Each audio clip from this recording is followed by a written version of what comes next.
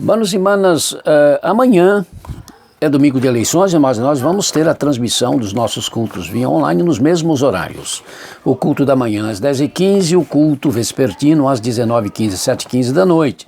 Vamos ter às 17h30, às 5h30 da tarde, o nosso estudo na União de Casais. Vamos ter antes o nosso culto da manhã, a lição da escola dominical já disponível, o culto das crianças, sempre nos mesmos horários. Então, mesmo que você não possa assistir nesses horários tradicionais essas programações, inclusive os cultos da manhã e os cultos da noite, por causa das eleições, eles vão estar lá no YouTube. Então não deixe, depois de chegar em casa, foi às eleições, voltou, almoçou, e mesmo já fora do horário, senta lá na sua poltrona e veja, porque você vai contar, né, como um assistente e fazer parte então dos assistentes do nosso culto e assim também as demais programações. Então, reforçando a questão do culto, às 10h15 o da manhã e 19h15 o da noite, as lições da União de Casais, às 5h30 da tarde, a lição da escola dominical já antes do culto, já estão disponíveis, e o nosso culto infantil também. E amanhã às 4h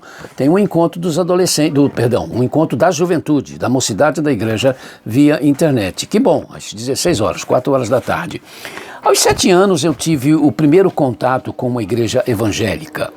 Embora nascido em um lar influenciado pelo cristianismo evangélico, porque meu pai estava ligado a uma família historicamente batista e meus avós maternos haviam sido membros da Igreja dos Irmãos, também chamado às vezes no Espírito Santo especialmente, embora eles não fossem lá de darbistas, nós não íamos à igreja. Por causa da minha avó paterna eu conheci a Igreja Congregacional de Pedra de Guaratiba, que na minha visão de criança era um templo enorme, mas que quando voltei lá adulto vi ser um pequeno templo. Verdade, pequeno em termos materiais, mas que sempre será enorme para mim em termos de importância para a minha vida, porque foi lá que eu recebi os primeiros ensinos do Evangelho puro e simples. Lá eu aprendi logo a recitar o Pai Nosso e o que está nos Salmos 122, versículo 1. Alegrei-me quando me disseram, vamos à casa do Senhor.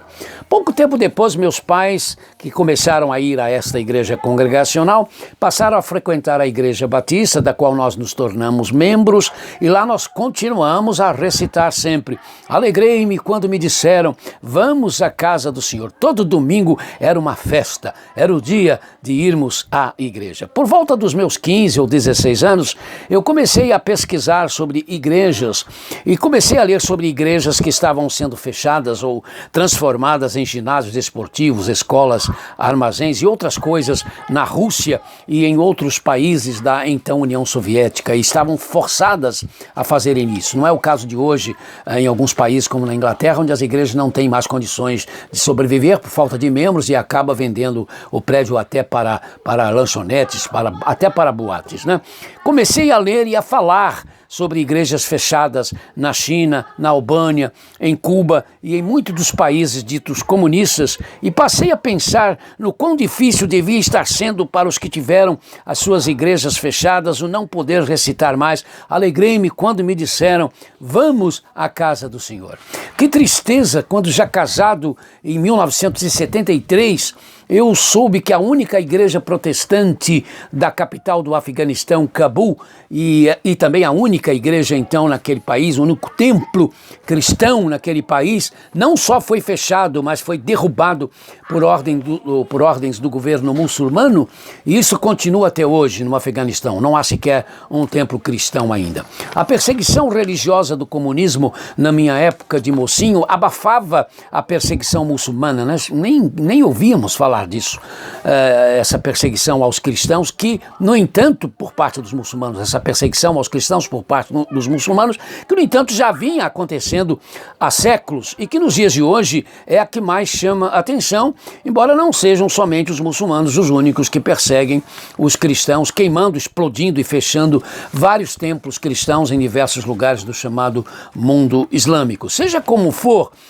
eu fui entendendo melhor a realidade de que nós é que somos a casa do Senhor e de que os nossos templos se tornam lugares sagrados por causa da nossa presença neles.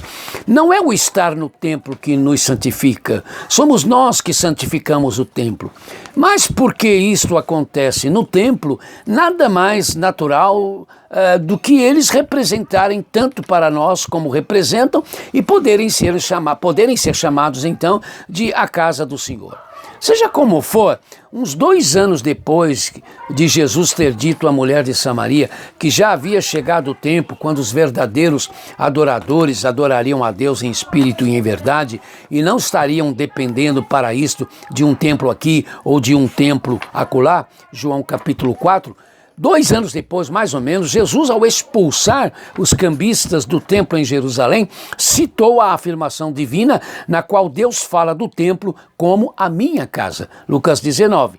Não, aqueles nossos irmãos sem seus templos fechados pelos regimes marxistas e os nossos irmãos que hoje, por exemplo, se reúnem às escondidas em lugares da Palestina, do Irã, da Somália, da Arábia Saudita e outros, porque não podem ter os seus templos, estão tendo os seus cultos sendo aceitos por Deus, obviamente, mesmo sem terem os seus templos, é óbvio. Mas isso não quer dizer que os templos não façam falta para eles e que eles até gostariam, não é, de poder ter os seus templos.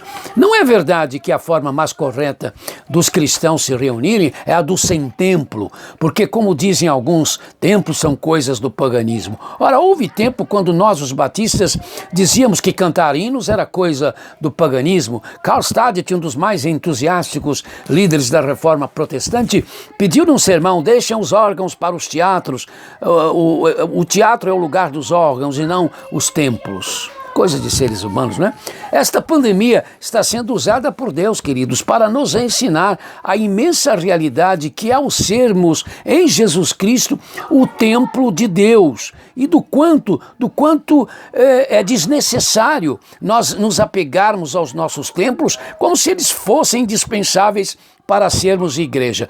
Por um lado, nós estamos aprendendo isto, mas por outro lado, nós estamos aprendendo também do quanto podemos e devemos usar os nossos templos para a bênção de nos encontrarmos de forma coletiva, mas ampla, de termos espaço para exercitarmos a nossa comunhão em termos fraternos, de termos ambiente para desenvolvermos as nossas decisões, os nossos propósitos, as nossas realizações.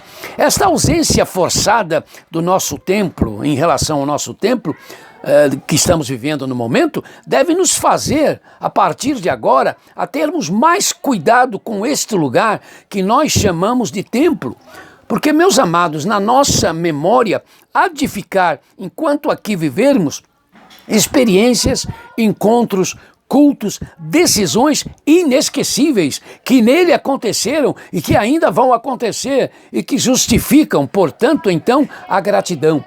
A gratidão a Deus por estarmos aprendendo cada vez mais que o ser, o corpo vivo de Cristo, não depende de um prédio, mas o quanto é bom nós nos encontrarmos, nós nos reunirmos neste lugar que carinhosamente nós chamamos de nossa igreja e onde juntos nós podemos sempre dizer a Deus, nos ajudando mutuamente nesta oração: Senhor, olha quão grande é o mar da nossa existência e quão pequenos e frágeis são os nossos barcos, nossas vidas, né? Nas quais, quando está presente o dono da igreja a quem dedicamos o nosso templo, nós sempre vamos encontrar motivos para cada um de nós também afirmar: alegrei-me quando me disseram, vamos à casa do Senhor.